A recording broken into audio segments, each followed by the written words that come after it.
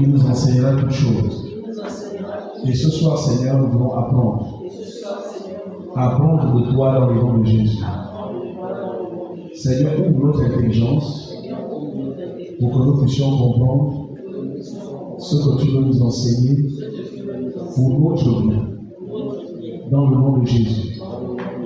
Permets que ta parole soit une lumière sur mon sentier. Que ta parole soit une eau qui lave mon cœur de tout péché, de toute faiblesse, de tout manquement.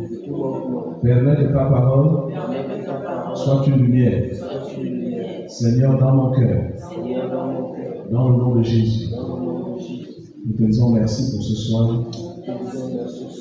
Au nom de Jésus. Amen. Alléluia. Laissons nous s'asseoir.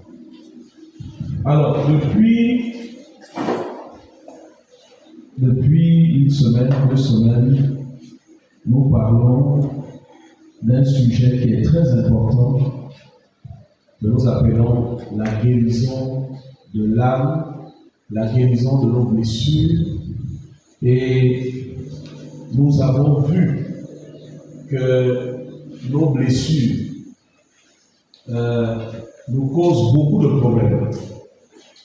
Les blessures du cœur, pas les blessures du corps, mais les blessures du cœur. Les blessures du cœur ont une conséquence énorme sur notre vie, et même notre vie chrétienne. C'est pourquoi le royaume de Dieu est venu dans le but d'abord de nous guérir dans le cœur. Alléluia.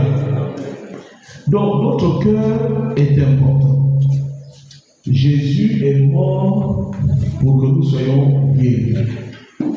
Alors ce soir, c'est un enseignement. Donc ce que nous allons faire, c'est que nous allons prendre point par point, et à la fin de chaque point, nous posons des questions. Alléluia. Parce qu'il est plus qu'important maintenant de poser des questions par rapport à ce qui sera partagé et par rapport à ce que vous avez déjà entendu. Aujourd'hui, ce ne sera pas une prédication, ce sera un enseignement. Donc, je vais être beaucoup plus calme et beaucoup plus pratique pour que vous puissiez comprendre en détail. Il y aura des explications. Alléluia. Alors, j'aimerais que nous puissions regarder dans nos Bibles, dans le psaume 38. Alors, le psaume 38, le verset 8 ou le verset 9 dans certaines versions. La Bible dit ceci: je suis sans force, entièrement brisé. Celui qui parle ici s'appelle le roi David.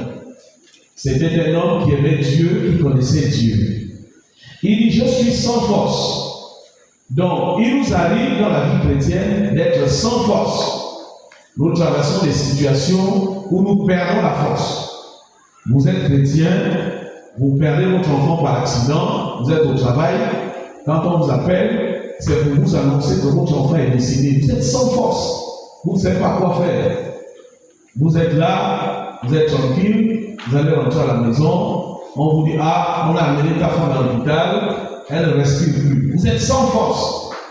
Il y a des situations, même en tant que chrétien, où nous sommes sans force, ça veut dire que nous n'avons pas de solution.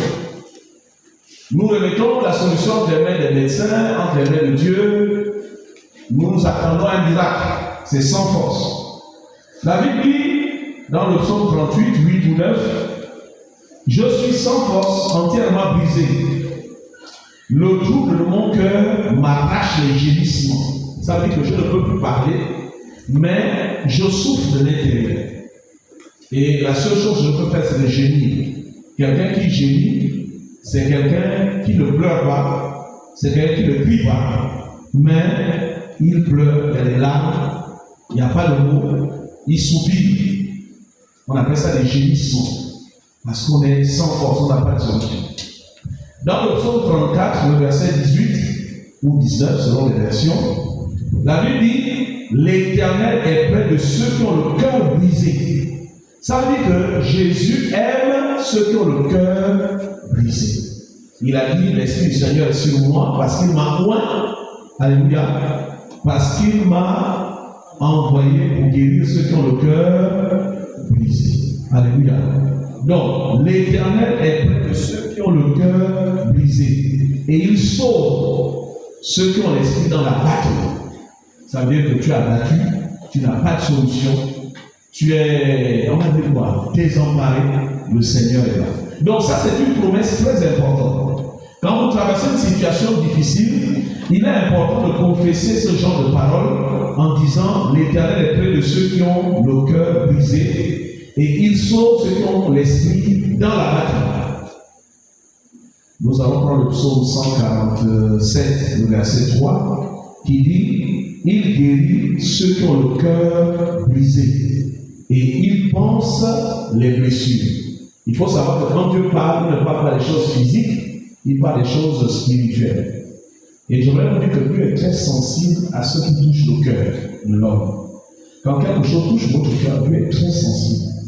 Dieu sait que si vous vous blessez, les médecins vont s'en occuper. Dieu sait que si vous avez la fièvre, vous avez le palu, les médecins vont s'en occuper, il y a des médicaments qui existent. Mais les blessures du cœur, il n'y a pas de médecin pour ça. Il n'y a pas de médecin. Il n'y a que Dieu. Même lorsque on va chez des psychologues, on se rend compte qu'ils n'ont pas de médicaments. Ils vont vous conseiller, mais ils n'ont pas le pouvoir d'enlever la souffrance que vous avez dans le cœur. Alléluia. Donc c'est pourquoi on dit dans le psaume 147:3, il guérit ceux qui ont le cœur brisé et il pense leurs blessures. Donc nous parlons des blessures de l'âme.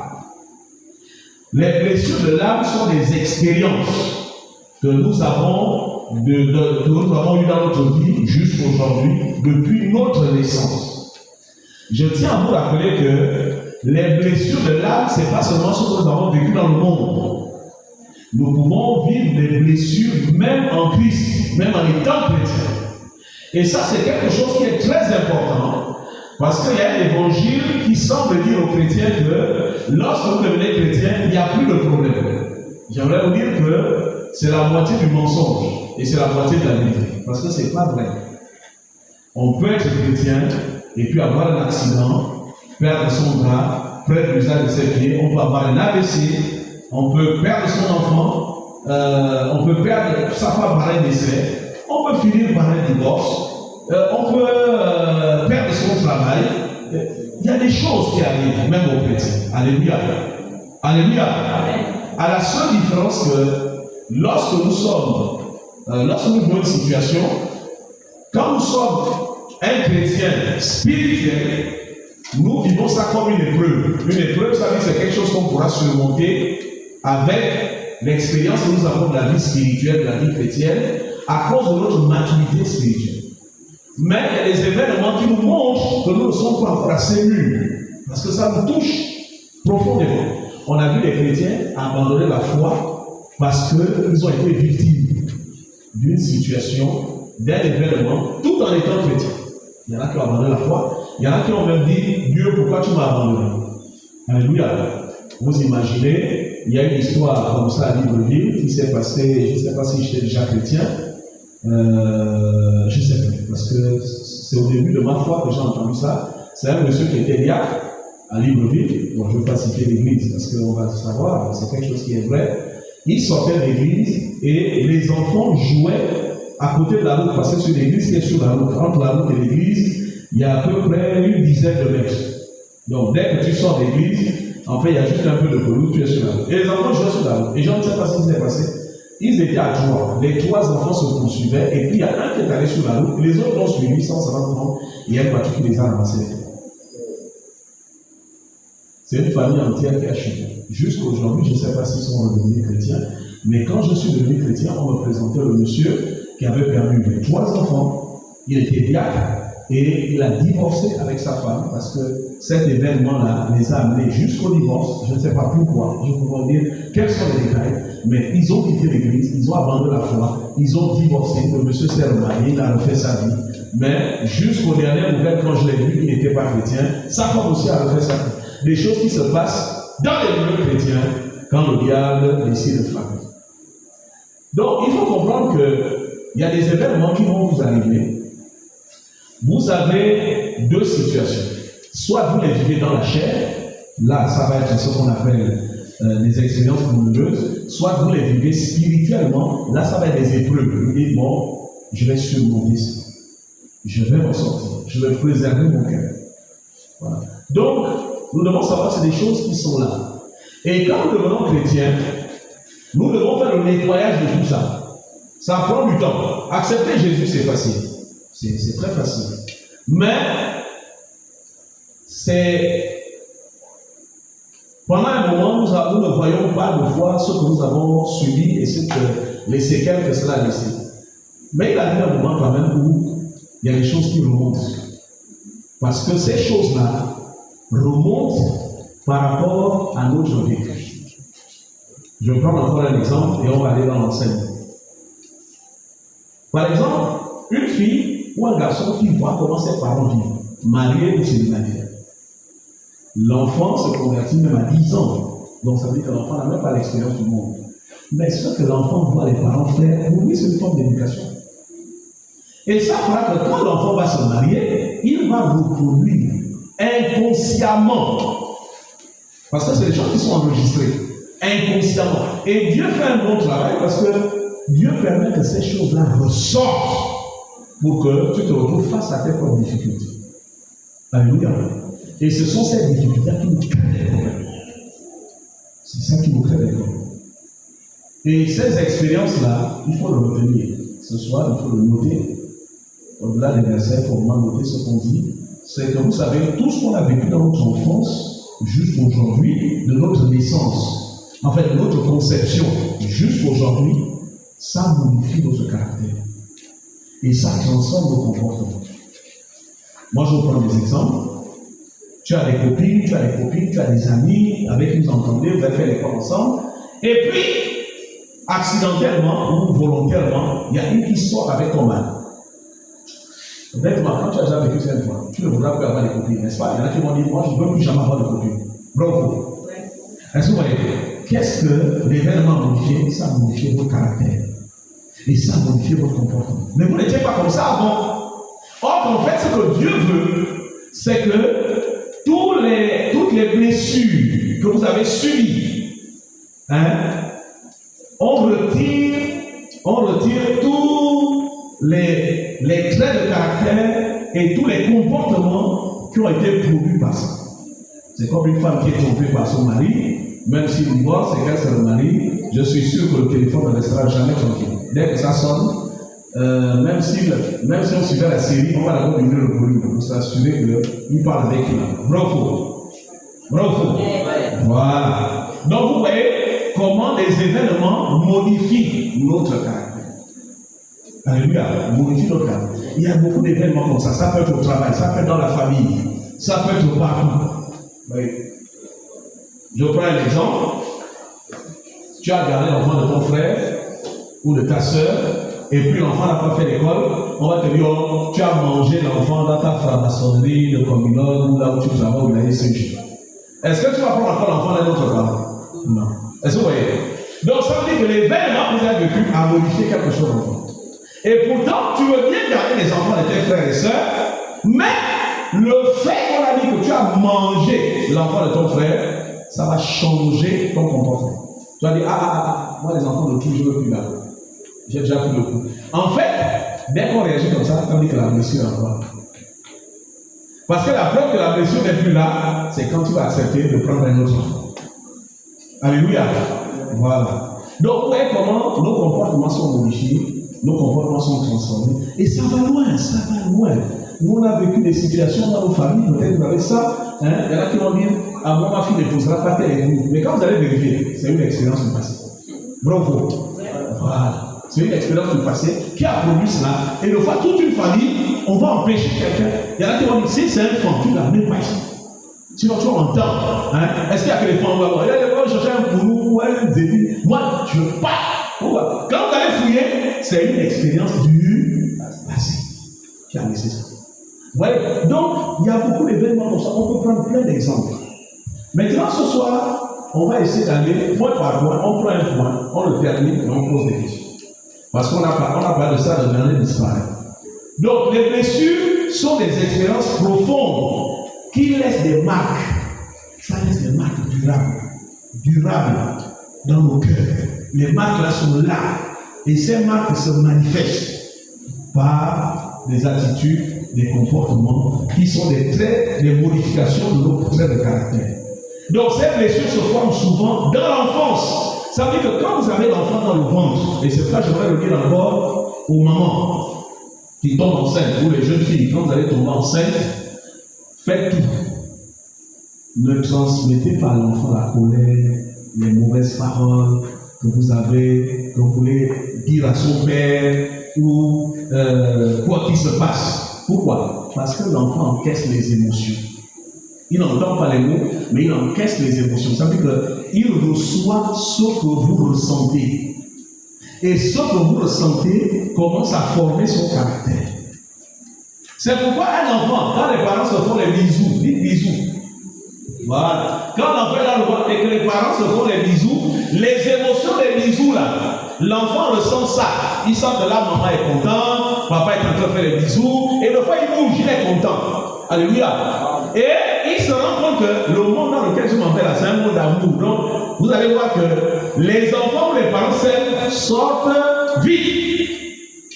Et les enfants ou les parents ne s'aiment pas, ils sortent en retard. Ils résistent. Parce qu'il a peur du monde dans lequel il va rentrer. Donc, vous voyez, c'est très important. Tout commence dès la conception. Parce que l'enfant, dès que le cœur commence à battre, parce que c'est la première chose qui se forme, c'est le cœur, l'enfant a déjà conscience. Il enregistre. Donc, c'est des choses qui se forment dès l'enfance et qui influencent les comportements et les relations. Parce que les comportements vont modifier les relations. Ça va modifier les relations. Ça va modifier les relations. Je vais vous choquer, je ne sais pas s'il y a des enfants, on ne va pas les choquer, bon, on va essayer d'utiliser les mots. Moi, je connais des jeunes filles qui sont devenues homosexuelles à cause de certains événements. Alléluia. Elles ont développé ce qu'on appelle le dégoût des hommes. Et le dégoût des hommes a été remplacé par le désir d'autres femmes. Je ne dis pas que c'est le cas de tout le monde, mais il y a des événements qui ont fait ça. Donc ça veut dire que ça change le relationnel. Quelqu'un se réveille un matin, il dit moi les autres c'est fini, j'en veux plus. Le comportement a été changé par l'intérieur. Alléluia. Donc, ça change aussi votre façon de voir le monde. Il y a des gens qui vont dire, ah, les hommes sont tous des menteurs, les femmes sont tous ceci.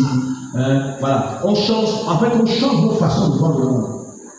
Mais notre façon de voir le monde peut modifier la destinée que Dieu a pour nous. Notez bien ça. Notre façon de voir le monde peut changer la destinée. Ça veut dire que c'est vous qui changez de route. Dieu te dit, ta destinée, c'est d'aller à Franceville. Mais toi, tu dis, je ne vais pas à Franceville parce que là-bas, les gens sont mauvais. Je m'en vais pour la moto. Et tu vas te retrouver en train d'affronter des problèmes que Dieu n'a pas prévus. Donc, ça modifie notre façon de voir. C'est quand vous avez des gens, pour eux, pour réussir, il faut se prostituer. Pourquoi? Parce qu'ils ont vu. Bravo. Ils ont vu que maman, à son boulot, elle a fait ça. Donc, la fille, quand elle va travailler, elle va faire pareil. Bravo. Parce que, pour elle, c'est un modèle. Oui. Donc, la vision du monde. Elle se dit, non, pourquoi se battre? Hein? Moi, j'entends les mamans dire, ah, tu es une belle fille, il ne faut même pas chercher l'école, laisse ça. Tu attrapes sur un cadre de communauté, mais toute ta vie à suivre. Bravo. Et on ne dit pas ça au vie. Hein? Ah, tant pis, même s'il est marié, laisse. Pourvu qu'il te donne la carte de Dieu, on va aller manger avec le nom. Bravo. Hein, Bernard, est-ce qu'on entend pas les choses comme ça? Hein? Oui, on modifie. Mais le plus triste, c'est que beaucoup de ces filles-là, après, leur avenir est compliqué. Parce que qui va prendre une femme que, quand elle était petite, on l'a vue, elle est passée de cadre en cadre, de personne en personne, ici en Mandin. Si tu veux l'épouser, tu vas trouver la ramener en France, on voit là-bas, on ne connaît pas. Voilà, ça va être difficile à gérer. Vous voyez, donc c'est quand même important. Donc il y a beaucoup de modifications comme ça. Et souvent les problèmes que nous avons, les réactions que nous développons, souvent nous pensons que ce sont des réactions de défense. Mais en fait, c'est des fois des réactions des personnes qui ont subi, des fois même des traumatismes. Moi, j'ai connu des sœurs, surtout quand on était en Christ, parce que nous, quand on était jeunes chrétiens, bon, je le conseille peut-être pas, parce que moi, je ne sais pas, moi, les pasteurs, on est chaud. Moi, je fais partie de la génération qui était très tactile. Ça veut dire qu'on aimait bien dire bonjour aux sœurs, on aimait bien taper à l'épaule, mais tu as des sœurs, on ne touche pas. Est-ce que vous voyez? Ça veut dire que le toucher d'un garçon, voilà, c'est comme si elle avait encaissé un électrochoc. C'est la réalité. Mais quand vous remarquez, il y a un traumatisme qui se cache. Mais il faut maintenant travailler pour voir comment la personne peut sortir ça, pour qu'elle passe par le chemin de la guérison, de fois par la délivrance et les prières, etc., etc.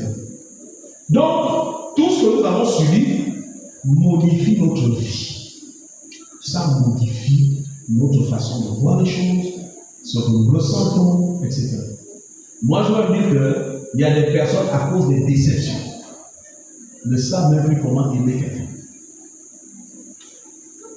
Non, tellement déçu, tellement pas déçu.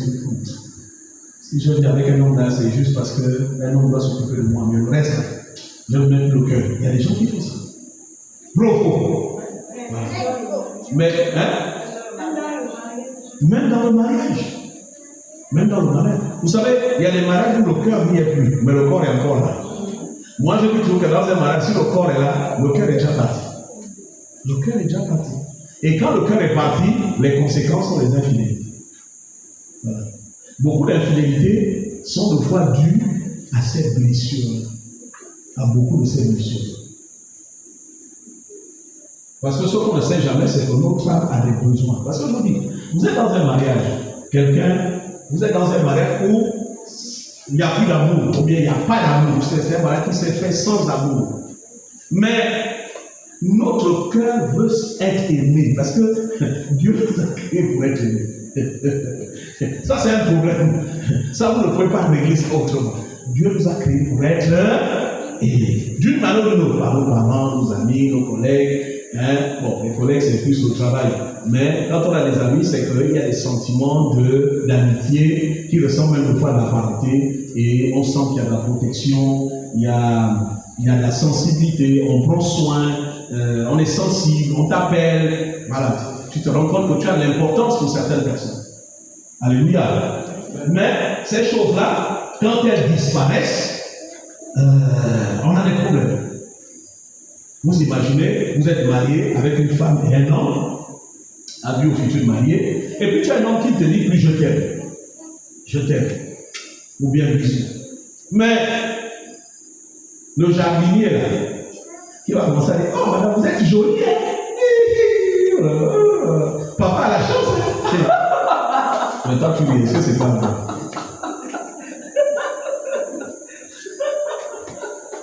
Hein? La ménagère commence à dire au patron, ah, mais vous êtes élégant, vous êtes beau, maman a la chance. Ah, est-ce que vous voyez? Et comme il n'y a pas une protection, ça veut dire que, puisque dans le couple, la protection n'est pas là, parce que l'amour est une protection. Et comme la protection n'est pas là, mais la porte est ouverte. Et les tentations commencent. Le diable fait son boulot, et puis tout ce qui ne devait pas arriver, arrive. Donc il faut comprendre que toutes ces choses-là, ça modifie. Parce que quand tu embauches la jeune fille ou bien le jardinier, tu n'as pas l'idée qu'il va se passer quelque chose entre vous. Mais il y a des choses qui se passent dans la maison qui font que ça va ouvrir une porte. Et cette porte va dire, l'homme de Dieu, le chrétien, et peut-être il est marié, pourtant il est marié, pourquoi ça s'est passé comme ça, oh, et peut-être son mari, mais pourquoi il est là? Mais c'est parce qu'il y a des choses qui se passent dans le cœur. Parce que vous avez des femmes, son mari a eu un accident de circulation, il est devenu tétraplégique. La femme reste fidèle jusqu'à la fin. Pourquoi? Parce que l'amour de son mari lui suffit. Mais tu as d'autres cas où le monsieur n'a aucun problème, mais ils ont des problèmes dans les cœurs. Ils se séparent, ils vont ailleurs, chacun a sa vie. C'est pourquoi le cœur est un élément important de votre vie. C'est pourquoi la Bible dit, veille sur ton cœur. Veille sur ton cœur. Si ton cœur commence à penser à des choses qui ne sont pas normales, il faut que tu dises stop. Parce que le cœur, c'est comme il fabrique des scénarios. Hein. Vous savez ça? Vrai ou faux? Est-ce que le cerveau ne fabrique pas des scénarios? Hein? Le cerveau peut fabriquer des scénarios. Et les scénarios là sont dus à ce que vous vivez de l'intérieur. Le scénario peut être que tu es en train de manger dans un restaurant avec quelqu'un. Il crée des scénarios. Et une fois ces scénarios deviennent des rêves. Après on me dit, pasteur, j'ai rêvé. Non, ce n'est pas Dieu qui a parlé. C'est ce qui se passe dans ton cœur. Et c'est pourquoi la Bible dit que beaucoup de songes viennent des préoccupations des cœurs. Donc, beaucoup de nos problèmes viennent de ça. Donc, il y a 5 principales blessures dans l'âme. Nous l'avons déjà énoncé. En fait, il y en a beaucoup, hein, mais on les retrouve les uns avec les autres. Il y a principalement le rejet, l'abandon, l'humiliation, la trahison, l'injustice, etc., etc. Donc, quand nous sommes chrétiens, nous devons apprendre à reconnaître. Parce que la délivrance, la guérison, pas seulement de vous, mais aussi de votre enfant, de votre mari, etc., etc. Moi, j'ai découvert un phénomène depuis que je fais cet enseignement. C'est que quand j'écoute quelqu'un qui me raconte sa vie, ce qu'il a vécu, qui a été des traumatismes, je comprends pourquoi il a le caractère qu'il a. Est-ce que vous voyez? En fait, vous finissez par comprendre que ce caractère-là s'est développé à cause d'eux. Donc, il y a un travail qui doit se faire. D'abord, le cure-l'âme, ça veut dire qu'il faut des entretiens pour cerner le problème. Et puis maintenant, commencer les temps de prière et les temps de proclamation. Bon, ça, on verra ça peut-être, je ne sais pas. Parce qu'en fait, il y a plusieurs choses pour être délivré. La première chose, c'est reconnaître. Il faut reconnaître que j'ai tel problème qui infecte ma vie. Il faut reconnaître la maladie que vous avez sur vous. Quand vous allez à l'hôpital, vous savez où est la plaie avant de la présenter au médecin. Quand vous allez à l'hôpital et que vous avez le pantalon, est-ce qu'il saura que vous avez la plaie au pied? Est-ce qu'il saura? Il faut que vous lui montrez la plaie. C'est la même chose. Vous devez savoir que ce que j'ai vécu dans mon enfance, là, ça impacte ma vie. Et il y a des conséquences aussi spirituelles. Il y a des mariages qui bloquent là. On ne comprend pas. Ça bloque. On y est presque et puis pas, ça s'allume. Le foi, c'est dû à des choses qu'on a vécues dans notre vie. La première chose, c'est de le reconnaître. La deuxième chose, c'est de le confesser. Maintenant, on ne va pas forcément le confesser en public parce qu'il faut être préparé pour confesser quelque chose en public. Mais il faut trouver quelqu'un, principalement un pasteur, à qui vous allez le dire pour qu'un travail spirituel soit fait. La troisième chose, il faut me noter ça parce que ça, je n'ai pas prévu ça. La troisième chose, c'est de commencer à aimer la personne qui vous a fait ça. Parce que si vous n'aimez pas quelqu'un, vous allez avoir des problèmes.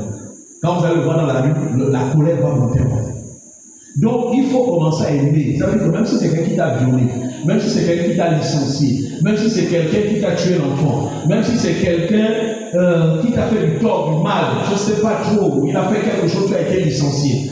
Il faut, et c'est là où nous les chrétiens, nous avons un avantage.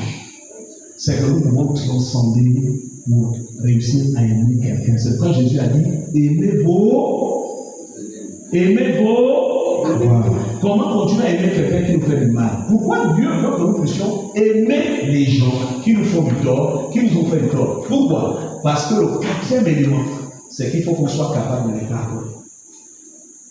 Vous ne pouvez pas pardonner quelqu'un que vous n'aimez pas. Si vous n'aimez pas quelqu'un, votre pardon n'est pas sincère. Pour qu'un pardon soit sincère, il faut d'abord aimer la personne. Alléluia. C'est pourquoi je dis toujours qu'on n'a pas de problème pour pardonner nos enfants, parce qu'on les aime déjà. Bravo. Papa fait la même bêtise, l'enfant fait la même bêtise, on va pardonner facilement à l'enfant. Par contre, papa, on ne va pas pardonner. Pourquoi? Parce que l'amour est remis en cause. Est-ce que vous voyez? Et c'est là que le diable connaît bien nos cœurs. Ça veut dire qu'il va aller toucher l'élément qui va vous empêcher de pardonner.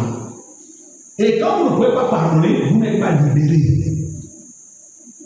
Vous ne pouvez pas guérir si vous ne pouvez pas pardonner. Le pardon est l'élément de guérison qui peut être précédé de l'amour sincère. C'est pourquoi la Bible dit, tu aimeras ton prochain. C'est urgent. Alléluia. C'est important. Et la dernière chose de tout ça, c'est que vous devez être capable de vous pardonner vous-même. C'est quoi se pardonner soi-même? C'est de se libérer. Par exemple, comme je le disais, je ne sais plus si c'est ici ou ailleurs, par exemple, quand vous avez été violé, quand vous êtes la plus belle femme du monde, vous allez vous sentir sale. Vous ne vous sentez pas digne. Vrai ou faux? Vrai ou faux? Vous ne vous sentez pas digne. Est-ce que vous voyez? Donc vous avez besoin de vous pardonner. Vous avez besoin de vous pardonner. Pardonner ici, ce n'est pas de dire je me pardonne. Non. Le pardon ici, c'est de faire un travail pour que dans ta conscience, tout ce qui s'est fait soit effacé. Et que tu sois une nouvelle créature. Comme dit la Bible, si quelqu'un est en Christ, il est quoi? Voilà. Donc il y a un travail qui doit se faire pour que tu sois une nouvelle créature. Moi, il y a un enseignement qui avait été fait à une époque que j'ai bien apprécié quand on était jeune. Je ne sais plus quelle dame de l'exemple. Elle nous avait dit que même une femme, et c'est peut-être ce qui s'est passé avec Marie, je ne sais pas, elle a dit même une femme qui a connu les hommes avant de se marier, Dieu peut la sanctifier au point que quand elle se remarie, puisque le fond n'est pas maintenant, elle a la conscience d'une vierge. Oui. Et il y a des femmes qui ont eu la conscience qu'elles sont vierges au point que leur hymen s'est reconstitué. Ça, on a vu ça. Enfin, je n'ai pas vu, parce que des fois, il y a eu des témoignages. Donc, ça veut dire que Dieu peut vous nettoyer au point que toutes les saletés que vous avez subies dans le monde, et peut-être même accidentellement en Christ, c'est nettoyé, effacé, éliminé totalement. Dis à quelqu'un à côté de toi, est-ce que c'est pas une bonne chose? Non, rapproche-toi. Bon, tu peux laisser ton sac, parce que ton sac a besoin d'une chaise. Mais tire aussi ton sac. Bible, est-ce que c'est pas une bonne chose? Alléluia. Et il n'y a que Dieu qui peut nous laver, nous sanctifier, nous purifier. Alléluia. Donc, j'aimerais dire à quelqu'un ce soir, il faudra apprendre à dépouiller le diable. Tout ce que tu as vécu, un jour, il faut que ça sorte de ta bouche pour que tu sois libéré. Il faut que ça sorte. Il faut que ça sorte. Comme dans certains cas, j'ai mon père, je ne sais pas qui m'a abandonné. J'ai ma mère pour qu'elle ait allée me laisser chez ma tante. Je déteste mon père. Pourquoi il m'a laissé avec ma mère? Parce que la femme que le mari de maman a pris là, il me maltraite. Ouais. Vous imaginez une fille, vous avez un mariage avec une fille, et puis elle se fait violer par votre nouveau mari. Dans sa conscience, c'est que si son père était là, ça ne serait jamais là. Est-ce qu'on voit un peu? Et elle peut haïr son père, parce que son père l'a abandonné avec sa mère, mais elle va aussi haïr sa mère, parce que sa mère ne l'a pas protégée. Elle a préféré protéger son mariage. Parce qu'il y a des gens qui disent, bon, c'est pas grave, on laisse comme ça, on ne dit à personne, va chez la tante. Mais l'enfant, est-ce que c'est parti chez la tante? C'est là. Non, tu ne vas pas placer mon mariage par ailleurs. Voilà les vrais problèmes que nous avons. Quand vous voyez les pasteurs, le pasteur peut écouter, il n'a pas l'option. C'est le problème qui est là. Parce que ça, ce n'est pas l'option qui enlève ça, c'est la confession. Dis à celui qui est avec toi, c'est le genre de problème. C'est la confession. Ah oui, ça c'est la confession. Ouais. Alors, nous allons aborder un peu plus en détail. Là maintenant, nous allons faire un point. Et puis j'arrête. Je vous laisse poser les questions. On passe à un deuxième point. On s'arrête, on pose les questions. Donc il y a 5 points. Si on peut en faire 3 ce soir, ce sera bien. Mais si on ne peut pas, ce n'est pas grave. Je vais faire ce que je peux faire. Et puis, Dieu fera en sorte que les autres continuent. Dans lamentation. Lamentation, c'est une histoire de Jérémie. Je vais lire pour vous, pour gagner du temps. Toi, l'Éternel, tu règnes à jamais. Ton trône subsiste de génération en génération. Pourquoi nous oublierais-tu pour toujours?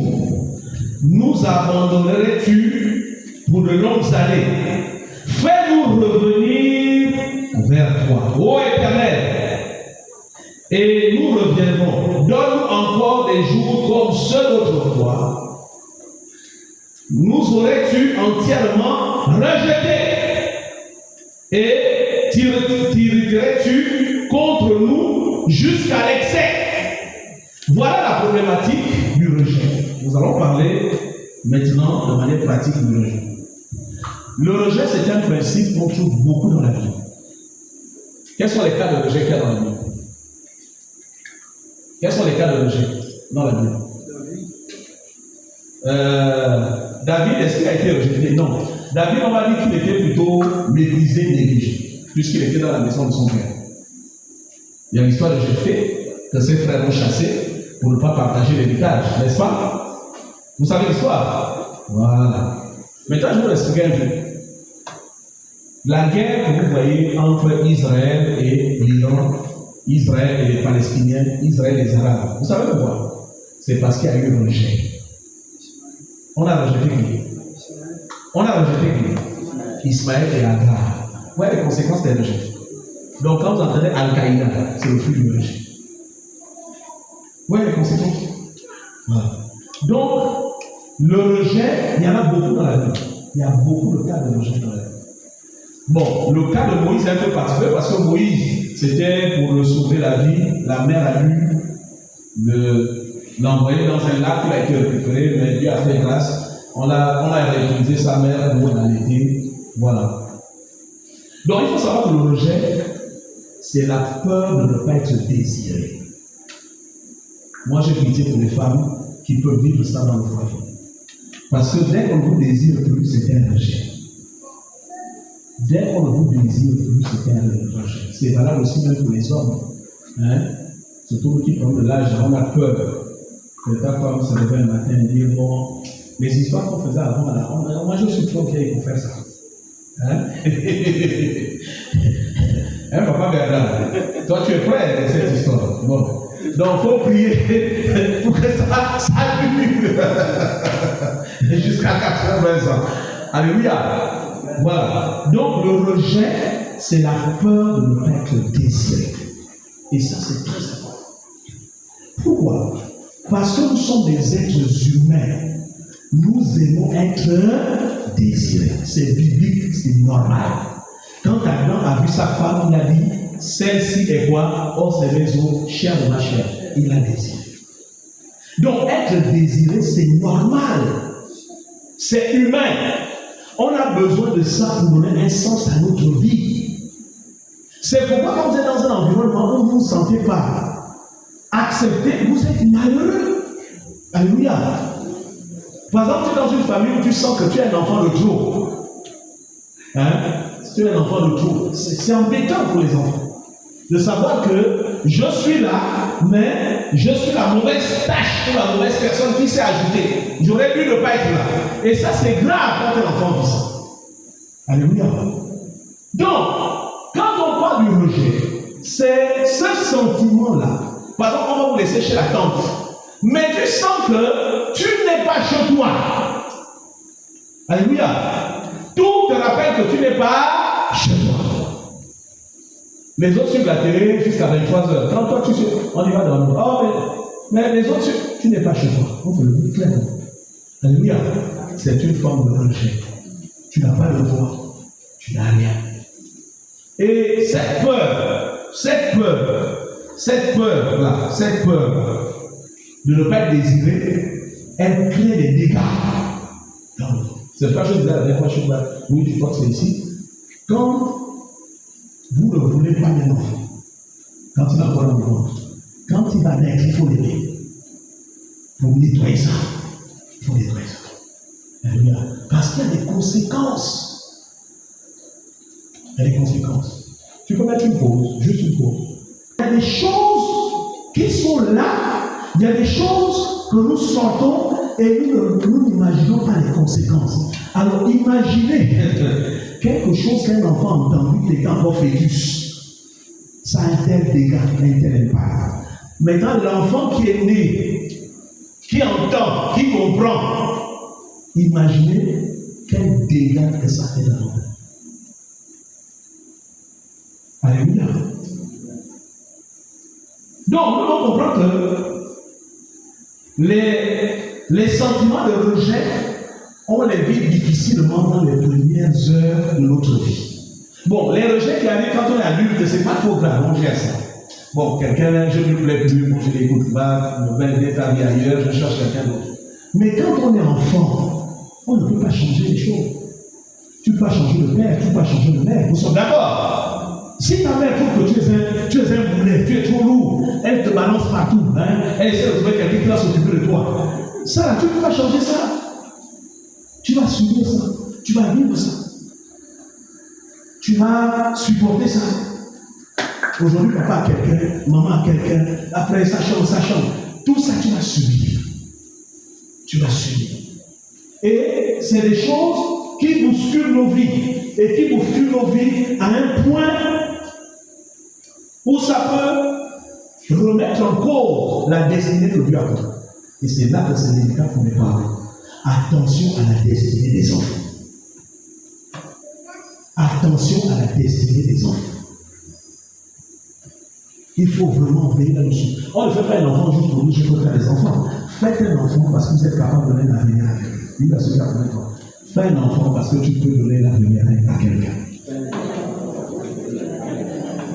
Donc, ce n'est pas un jouet. Tu dois lui donner les chances de s'accomplir.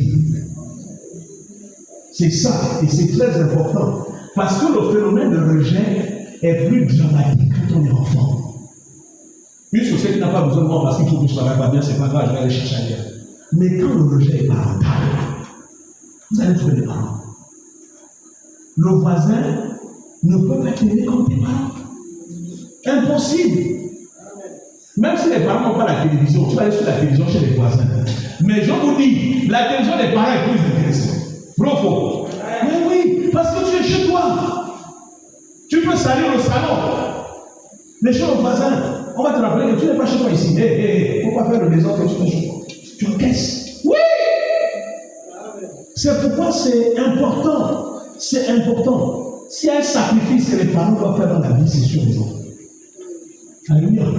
Il faut faire des sacrifices pour vos enfants. Et c'est important. Quand le sacrifice, ce n'est pas d'abord financier, c'est le temps que vous leur accordez. Alléluia. Donc, ces blessures-là, qui commencent dans l'enfance, c'est ça qui nous fait réussir ou qui nous fait rater. Un enfant n'échoue pas à l'école, un enfant échoue dans ce qu'il a reçu de ses parents. Ça, retenez-le. Retenez-le. C'est pourquoi je voudrais vous dire, si vous avez un enfant quelque part qui n'est pas appelé-le tous les jours,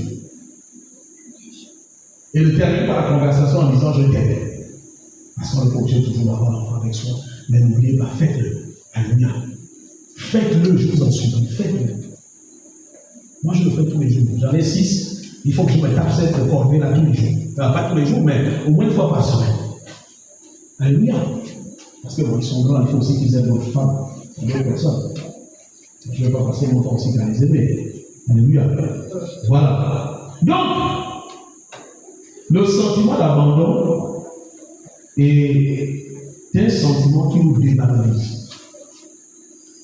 Et je voudrais vous dire une chose. Notez-le. On a la grâce. Nous qui sommes en Afrique, on a la grâce que si ton père t'abandonne, il y a la mère, il y a la tante, il y a l'oncle qui peut s'en occuper. Alléluia. Si ta mère t'abandonne, ou si elle meurt tôt, ou s'il meurt tôt, il y a toujours quelqu'un pour s'en occuper. Mais chez les blancs, ça n'existe pas. Ton père n'est pas là, ta mère n'est plus là, on t'a abandonné, on te donne à ce qu'on appelle la DAS. C'est des gens, on ne sait pas comment ils vivent, on ne sait pas quel est leur comportement, leur vice. Est-ce que c'est des pédophiles? On te prend, on te donne là-bas. Tout ce que tu vas subir là-bas, tu restes là-bas. Ils ne vont jamais t'aimer comme tes parents. La petite soeur de ma mère, de ma femme, peut garder peut-être mes enfants comme ses enfants. Ça peut arriver, mais pas toujours. Alléluia. Mon frère, mon enfant, mon petit frère peut s'occuper de mes enfants comme si c'était moi. C'est possible. Mais sa femme ne sera pas la mère de mes enfants. Donc ça change tout. Donc il y a toujours quelque chose qui tourne mal. Alléluia. Voilà. Donc c'est vraiment important de comprendre ces petits détails-là. C'est très important, ces petits détails-là. Alléluia. Donc, ce sentiment-là, il est très déterminateur pour l'avenir de l'enfant. La meilleure façon de trouver un enfant qu'on aime, ce sont les mots. Moi, je vous dis, je suis né, mon père est mort, il ne m'a jamais dit je t'aime. Je ne sais pas si ça donne la grâce de l'autre génération. Mais alors, on t'a déjà dit ça. Déjà, maman, je ne sais pas s'il le faisait. Alléluia. Ton papa t'a déjà dit je t'aime, ma fille. Hein? Nous, on a grandi avec ça. Mais il y avait des preuves d'amour. Quand tu gagnais l'examen, tu avais un cadeau. Quand tu avais le bébé qui était bien. C'était ça leur preuve d'amour. Mais on a besoin de dire. Dis à ceux qui sont à côté de toi. Apprends à dire à quelqu'un pour qui a de l'importance pour toi, je t'aime. Non, dis-le lui bien.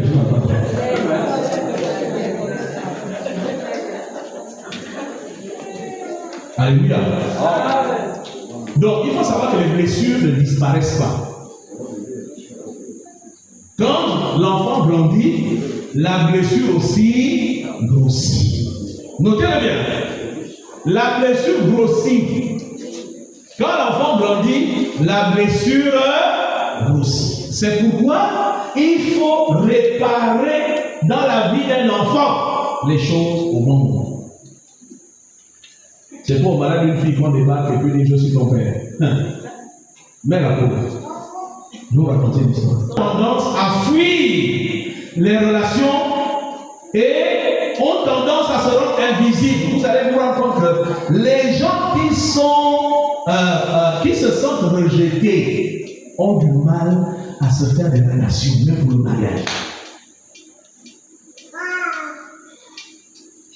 Ça perturbe les mariages. Les gens qui sont rejetés, tu peux les aimer comme tu veux, ça ne sera jamais suffisant. Vous savez pourquoi? Parce que même eux-mêmes ne s'aiment même plus. Ça veut dire que même si tu l'épouses, tu vas dire, oh, on peut quand même l'épouser aussi. Hein. C'est comme un mystère. Est-ce que vous voyez? La personne qui se sent rejetée, qui n'est pas guérie de ça, ne saura pas aimer les autres. Et nous avons beaucoup de ces problèmes. Vous avez des gens qui ne savent pas se faire des amis. Vous avez déjà vu ça, il y a des gens qui ne savent pas se faire des amis. Il y a des gens qui ne savent pas se faire des relations. C'est pas qu'ils ne remplissent pas les conditions. Ils ont les conditions physiologiques. Mais à l'intérieur, c'est malade. Ouais, tu peux dire quelque chose. Voilà, c'est malade. Donc, c'est souvent des gens qui préfèrent éviter. Dès qu'ils ne se sentent pas bien quelque part, ils se retirent. Vous n'avez jamais vu des gens comme ça? Voilà. Dès qu'il y a un problème, ils se retirent. Si tu es comme ça, il faut que j'aille faire dans ma vie, avoir un autre. Si vous avez un enfant qui se comporte comme ça, il faut vérifier pourquoi il est ça. Dès qu'il y a les gens, ils ne veulent pas jouer avec les autres, etc. Ils ne peuvent plus être seuls. Ils se retirent toujours. Vous allez trouver les gens, c'est pas grave. C'est pas grave. On lui vole la voiture, c'est pas grave. On le gifle, c'est pas grave. C'est jamais grave. On lui prend ce qu'il y a dit, c'est pas grave. Si vous avez un enfant, il faut le taper, c'est pas normal. Il faut savoir défendre ce qu'il y a dit. Voilà. Le problème des gens qui souffrent de rejet, c'est qu'ils évitent les conflits. Ils ne veulent pas avoir des problèmes avec les gens. C'est ça le comportement. Ils évitent. Ils évitent. Et ça, c'est pas bon. Parce que la vie est faite de combat. On est d'accord? Oui, à ce à côté de toi, la vie est un combat. La Bible dit, le roi monsieur appartient aux violents. Donc, si on n'est pas violent, on va tout perdre. Et on peut vraiment tout perdre. Alléluia. Donc, c'est des gens qui évitent les conflits. Et le pire, c'est que, en évitant les conflits, ils s'isolent. Et des fois, ils se retrouvent seuls. Alléluia. Et ce n'est pas pratique. Donc, c'est quoi le caractère? Qu'est-ce que cette maladie, cette blessure vient installer dans ton caractère? Tu deviens ce qu'on appelle quelqu'un qui fuit en permanence. Ces personnes-là sont souvent fuyants. Ils se retirent, ils ont peur de la présence des gens. Quand tu dis on va aller voir le chef, oh, moi je ne suis pas dedans. Ah non. Est-ce que vous voyez? Ils ont toujours peur d'affronter l'autorité. Est-ce qu'il n'y a pas des gens comme ça? Bien, celui à côté de toi, est-ce que tu es comme ça? Il faut dire, non, pose la question. Mais non. Ah, ok. Alléluia. Tu as vu ça? Oh, moi je ne veux pas être syndicaliste aussi, sinon quand on voit, je vais avoir des problèmes. Ils ne pensent qu'aux problèmes. Est-ce que vous voyez? Ils ont peur des problèmes. Quelqu'un qui a peur des problèmes ne réussira jamais. Parce que c'est la solution des problèmes qui vous fait évoluer. Dis la solution à côté de toi. Il faut aimer les problèmes. Dis, il faut aimer les problèmes. Parce que la solution à chaque problème te fait progresser. Oui, là on te dit c'est impossible, tu dis moi je vais foncer. Oui, ici les problèmes c'est pas les bagarres. C'est pas d'aller provoquer un malien ou un boxeur, non. Je parle des difficultés. Alléluia. Et vous savez, le problème des gens qui sont rejetés, c'est qu'ils vont vous trouver toutes les raisons pour ne pas affronter la situation. Oh, il est franc-maçon. Oh, il est peintre. Oh, il est avare. Il n'aime pas les gens. Oh, il est méchant. On trouve toujours une raison pour ne pas faire. Si votre mari est comme ça, vous devez le jeter. Alléluia. Il ne faut pas avoir un mari qui a peur d'affronter les problèmes. Ce n'est pas un bon mari. Parce qu'un mari qui a peur d'affronter les problèmes, il va vous retarder dans la vie. Ah oui, il faut affronter les problèmes. Quand il y a un problème, on fonce. Ah, on va faire comment? Mieux va se débrouiller devant. Mais quand ça devient trop. Hein? Quand ça devient trop, il faut le chauffer. Tu es là pour ça. Tu chauffes. Mais quand il est aussi trop maintenant, trop comment? Lancer. Lancer. Pas les bagarres dans les. Et puis réussir. Oui. Mais si réussir, c'est bon. Ça dit que vous progressez. Non, mais tu sais qu'un parent ou un père surtout qui sait se battre dans la vie, c'est une bonne éducation pour les enfants. C'est une bonne éducation pour les enfants. Vous imaginez, quelqu'un vous doit 5 millions. L'enfant s'attend que papa aille chercher cet argent. Et puis tu dis, on va laisser. Tu veux dire, les enfants m'enroulent. Oui. Tu es en train d'en faire des poltrons. Et ils ne réussiront pas. Donc, un mari qui aime les problèmes et qui les résout, c'est un bon exemple pour les enfants. Alléluia. Voilà. Donc, tu es un bon mari. Il est comme ça. C'est un bon mari. Oui. Parce que ton mari, il ne sera jamais pauvre. Parce que c'est les problèmes qui rendent riche. Lorsqu'il est fauché, c'est qu'il y a de l'argent qui a. Exactement. C'est un bon mari. Il ne faut pas le quitter. Il faut te battre. Si quelqu'un veut te l'arracher, tu te bagarres. Je t'autorise. On ne perd pas ce qui est bon. Alléluia. Oui.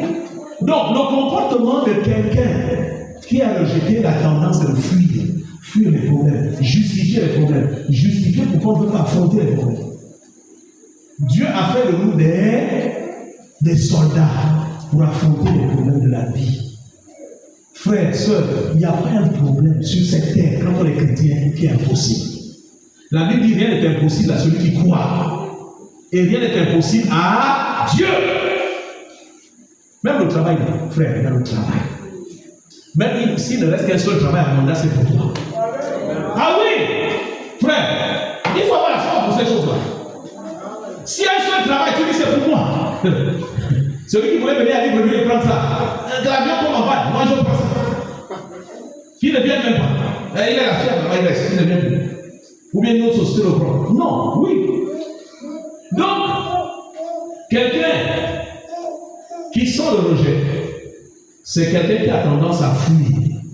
Mais il a un avantage. Pourquoi? Parce qu'il est souvent solitaire. Donc, souvent, c'est quelqu'un qui travaille bien à l'école. Ça, c'est l'avantage des solitaires. Comme il n'a pas des amis pour le distraire, il fait quoi? Il est perfectionniste. Il aime l'école. Il aime le travail. Si c'est quelqu'un qui fait de la musique ou de l'art, il aime ça. Il aime. C'est quelqu'un qui aime relever les défis pour réussir dans la vie. C'est ça qui est bien. Il veut réaliser des choses. Il a ce défi-là, il a toujours ça. Voilà. Il aime toujours faire mieux. Mais il a un défaut aussi. C'est qu'il aime critiquer la réussite des autres. il passe son temps à critiquer. C'est pas vrai dans les familles. C'est tous les gens qui vont dire, oh, c'est un franc-maçon. C'est un tricheur. Ah, il ne pouvait pas avoir la voiture. Ça veut dire que tout ce que vous réussissez, c'est mauvais. Ah oui, c'est mauvais. Il y en a qui vont te dire, ah, elle est mariée. Tu vas voir un jour son mari va la tromper. On va le voir, elle va la tromper. Mais comment tu... C'est le rejet. C'est le rejet qui fait ça. Comme elles sont copains à rejeter, à refuser l'épouser, donc elles sont contentes que sa soeur, si elle est mariée, le mari va tromper. Comme ça, nous serons deux sœurs qui n'ont pas de mari. Comme ça, on va se consoler. Parce que là, je suis seul. Il n'y a personne pour me consoler. Donc, si toi aussi tu perds ton mari, il te dit, on sera à deux, on va s'entre-consoler.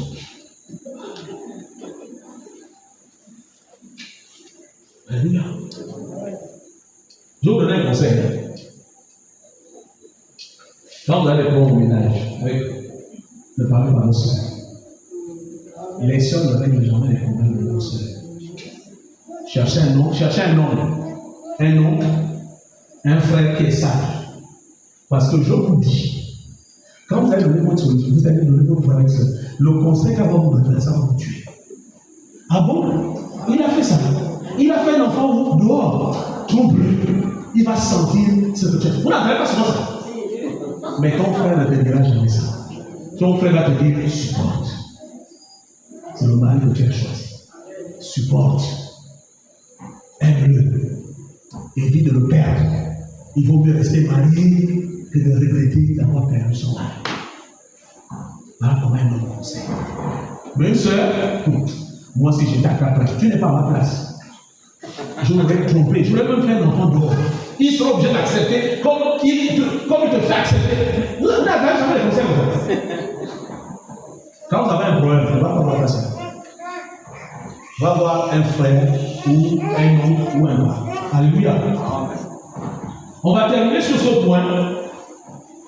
Donc, ce sont des gens qui aiment critiquer la réussite des autres. Et souvent, ils sont solitaires. Et ils ne travaillent que pour eux, ils ne vivent que pour eux. Même mariés, c'est pas vrai, les gens qui sont mariés, ils sont peints. Parce qu'ils sont individualistes. Ce qu'il fait, c'est d'abord pour lui. Vous venez après. Il va faire les choses d'abord pour lui. Et souvent, ces gens ont des problèmes dans le mariage.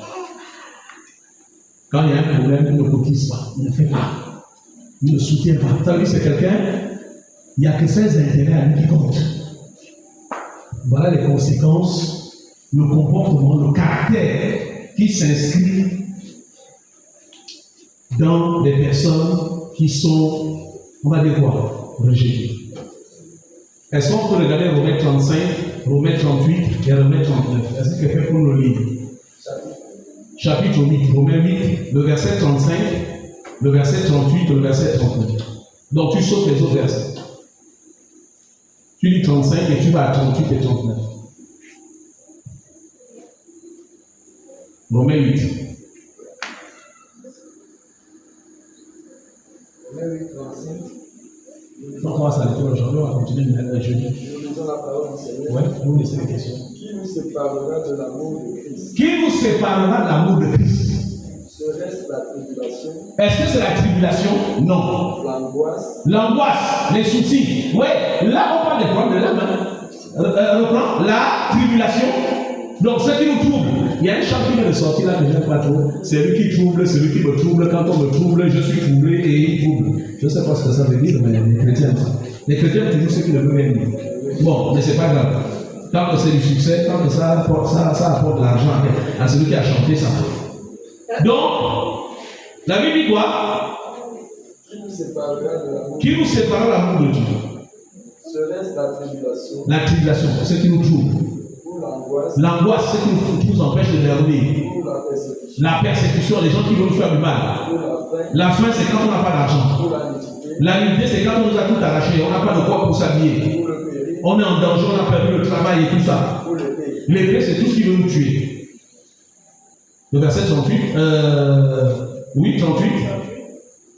Car j'ai l'assurance J'ai l'assurance que ni la mort, ni la mort, ni la vie, ni la vie, ni les anges, ni les anges, ni les lumières, ni les dominations, donc les esprits qui règnent dans le ciel, sur la terre et sous la terre, ni les choses présentes, les choses présentes, donc l'argent, les voitures, toutes ces choses qu'on a ou qu'on n'a pas, ni les choses à venir, ni les choses à venir, les puissances, ni les puissances, ni la hauteur, ni la profondeur, ni ni aucune créature ne pourra nous séparer de l'amour de Dieu manifesté en Jésus-Christ, notre Seigneur.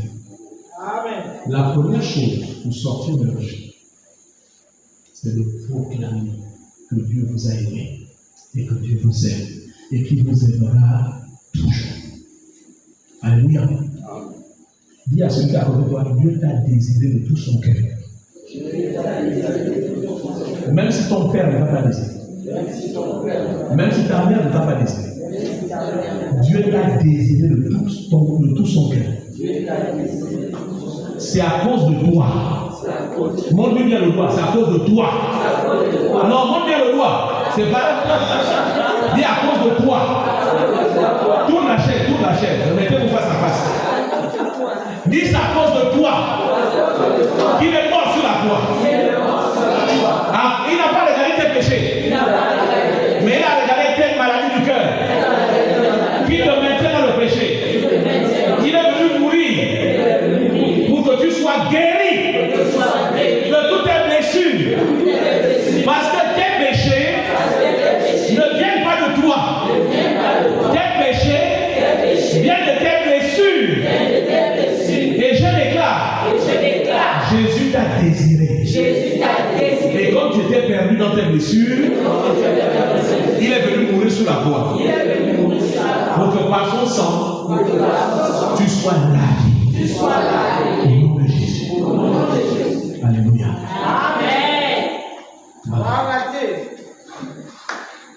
Apprenez à proclamer l'amour que Dieu a pour vous.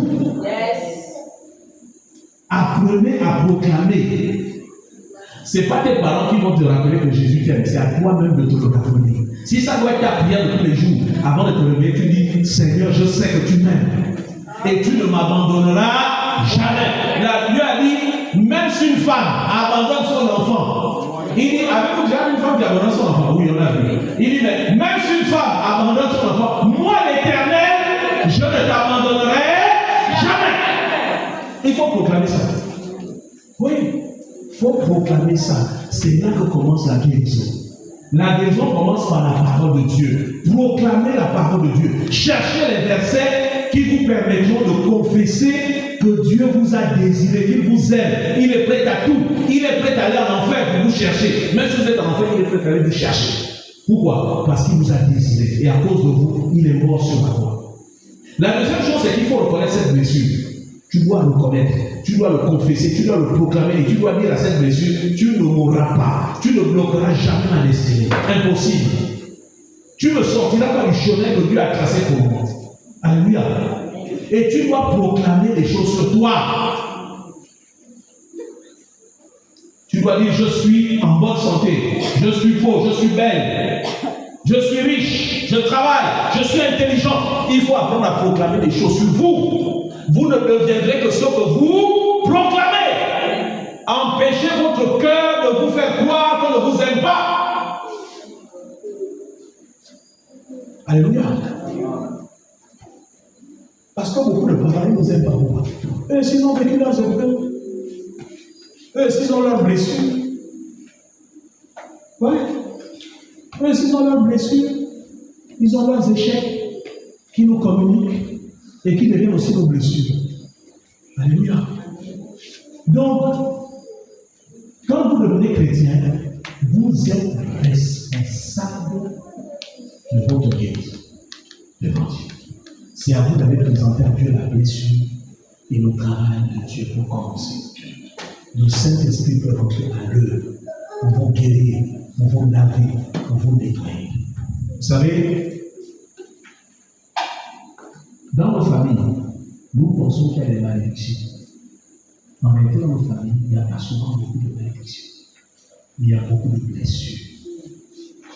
Et ce sont ces blessures-là que nous communiquons aux enfants. Et les enfants vont reproduire la vie que nous avons. Et c'est pas vrai dans une famille, on dit, mais la famille là, il se marie, divorce, il se marie, divorce. Mais c'est le caractère qui se transmet, un caractère qui est venu de l'évolution du grand-père.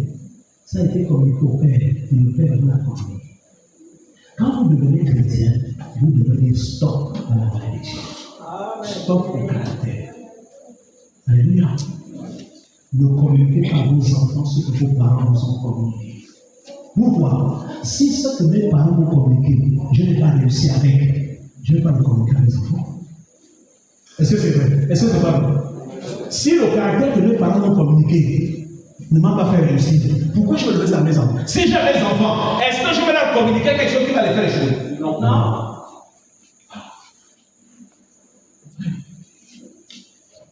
Tu es échoué. Papa te dit, c'est pas grave. Mauvais père. C'est grave. Tu es en train de faire un dernier. Il ne sera jamais premier. Alléluia. On ne demande pas qu'il est 20, ce n'est pas ça qui est important. Ce qui est important, c'est qu'il ne faut pas qu'il soit en retard par rapport à sa destinée. C'est ça qui est important. Si tu peux avoir entre 10 et 12, c'est déjà beaucoup. Mais si tu peux avoir 15, parce qu'il a plus d'intelligence, ça c'est notre histoire. Mais il est échoué, c'est pas grave. Oh, tu n'as pas étudié, hein? Ah, c'est pas grave, tu vas étudier demain. Ok, l'examen c'est demain matin.